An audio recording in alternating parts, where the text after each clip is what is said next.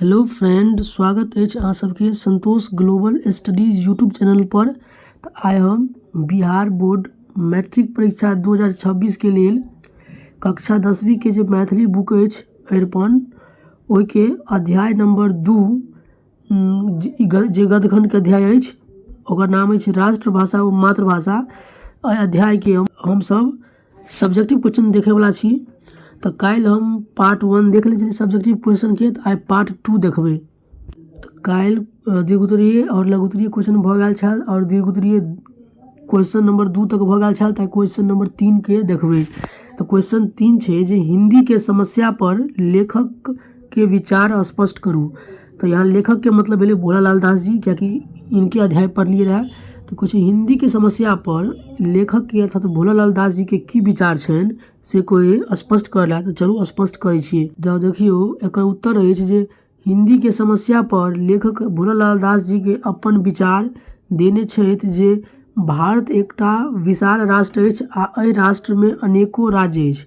यानी देखियो लेखक भोलालाल दास जी हिंदी के समस्या पर अपन विचार स्पष्ट केने छथि आ कहने छथि जे भारत एकटा विशाल राष्ट्र अछि। यानी भारत की छे एगो बड़ा देश से बड़ा राष्ट्र छे और एहि राष्ट्र में अनेको राज्य छे और राष्ट्र में जाने छे कि अनेक राज्य छे और सब राज्य में विभिन्न क्षेत्रों के में बांटल गए थे राज्य के। तो ओहि सब राज्य में जे विभिन्न क्षेत्र छे तो ओहि क्षेत्र के आधार पर लोग सब के अपन अपन भाषा छे। यानी एगो राज्य में कई सारा क्षेत्र आवे थे, वही सब क्षेत्र में अपना अपना क्षेत्र के आधार पर लोग सबके अपन अपन भाषा छे। तो यानी कि हिंदी छे, मैथिली छे, मलयालम छे, तेलुगु छे, यानी विभिन्न तरह के भाषा छे। तो वह में से हिंदी भी एक भाषा छे। विभिन्न क्षेत्र में विभिन्न भाषा छे, तो वही हिसाब से हिंदी भी एक की छे भाषा छे जकरा राष्ट्रभाषा मानल जाइत अछि। और देखियो ओना तो सब भाषा छे, मुदा हिंदी भाषा के राष्ट्रभाषा मानल जाय छे। तो हिंदी के राष्ट्रभाषा मानल जाय छे। तो अब देखियो हिंदी के किया राष्ट्रभाषा मानल गेले, दूसर के किया नहीं मानल गेले, तो यह ला बवाल यहाँ फंस गया छे। तो आगू देखियो लिखल छे जे हिंदी के राष्ट्रभाषा बनबाक लेल नाना प्रकार के समस्या उत्पन्न भेल छल। अब देखियो अहाँ सोचते हेबे जे ई विभिन्न भाषा छे विभिन्न क्षेत्र में, मुदा हिंदी के किया राष्ट्रभाषा मानल जाय छे। तो देखियो हिंदी के राष्ट्रभाषा मानल जाय छे उ ओते आसानी से नहीं राष्ट्रभाषा मानल गेले। ओहिला नाना प्रकार के यानी कई तरह के समस्या भेल छले। समस्या भेल छले।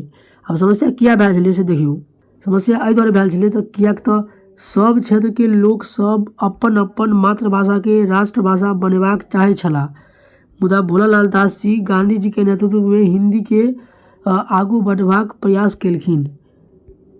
यानी कोई के ई मतलब भेले कि आप देखियो अहीं जे क्षेत्र के रहबे अहाँ तो चाहबे उह भाषा के राष्ट्रभाषा बने। अगर अहाँ मैथिली भाषा तो मैथिली कहबे राष्ट्रभाषा, कोई हिंदी भाषा तो हिंदी के, कोई तेलुगु छे, मलयालम छे, यानी जे भाषा बोले वाला छे वही भाषा के चाहते जे राष्ट्रभाषा बने। तो सब लोग सब चाहे जे कोई चाहे हमारा क्षेत्र के भाषा राष्ट्रभाषा बने, कोई चाहे हमारा क्षेत्र के भाषा राष्ट्रभाषा बने। यानी सब अपन अपन मातृभाषा के चाहे जे राष्ट्रभाषा बन जाए। और चूँकि हिंदी जाने वाला लोग बेसी छे भारत में, ओहि द्वारे हिंदी के राष्ट्रभाषा बनायल गेले।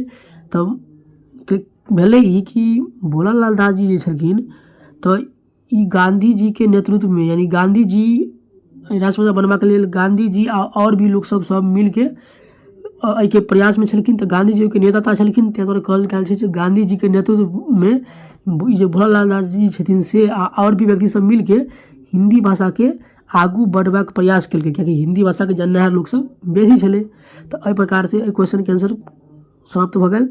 अब नेक्स्ट क्वेश्चन देखे छी। अगला क्वेश्चन है चौथा नंबर दीर्घोत्तरीय प्रश्न जे मैथिली के भविष्य पर लेखक का विचार स्पष्ट करू।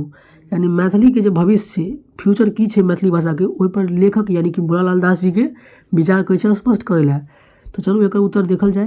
एकर उत्तर है जे मैथिली के भविष्य पर लेखक भोलालाल दास अपन विचार स्पष्ट देने अपन विचार देने छथि जे मिथिला के संस्कृति मैथिली भाषा में छुपल अछि। यानी जे भोलालाल दास जी छथिन कहे छथिन जे मिथिला के संस्कृति है, एतुका जे कला है लोग के, यहाँ के जो पाबनि तिहार है, यहाँ के जो रहन सहन है, वो संस्कृति जो है ना मैथिली भाषा में ही छुपल है। यानी कि कोई आदमी अगर मैथिली भाषा बोले जाए तो एना लगे जे एतुका संस्कृति के वर्णन कर रहल अछि। तेँ एहि संस्कृति के बचेबाक चाही आ मैथिली भाषा के बेसी सँ बेसी आगू बढ़बाक प्रयास करबाक चाही। तऽ चूँकि एहिमे बहुत बढ़िआँ भाषा अछि, रमणीय भाषा अछि, अर्थात खूब मनोहर भाषा अछि। भाषा मन के लोभित कऽ लैत अछि। ई भाषा के सुनला से कान गूंज उठैत अछि, यानी बड़ बढ़िआँ लगैत अछि भाषा। और भाषा बोला से मिथिला के संस्कृति लोग के सामने आबि जाइए। एहि दुआरे मैथिली भाषा के बेसी से बेसी आगू बढ़बाक प्रयास करबाक चाही, किएक तऽ ई भाषा रमणीय भाषा अछि, यानी बहुत बढ़िआँ भाषा अछि, मीठगर भाषा कहि सकैत छियै अछि। हटिकन एहि भाषा के उपयोग करबाक चाही, यानी हटिकन मतलब हरदम, यानी अहाँ जब भी कुछ बोलबै एहि भाषा के उपयोग करियौ। जखन हम सब मैथिली के बेसी सँ बेसी उपयोग करब तखन आबयवला पीढ़ियो एहि भाषा के बचा कऽ राखत आ उपयोग करत।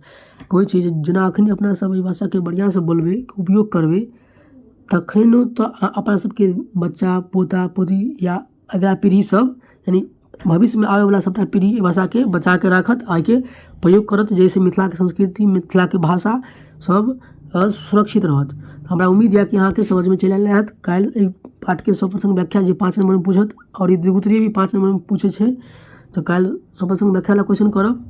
और हाँ, अगर अहाँके चाहे चीज PDF मिले जे पढ़ेलू हन, तो यहाँ वीडियो के डिस्क्रिप्शन में टेलीग्राम चैनल के लिंक दिया है, वहीं पर क्लिक करके टेलीग्राम से जुड़ जाओ और नोट्स के फ्री में प्राप्त करूँ। और वीडियो अच्छा लगे तो दोस्त में भी शेयर कर दियो, ताकि उनका परीक्षा आसानी से बढ़िया मार्क्स आवे मैथिली में। धन्यवाद।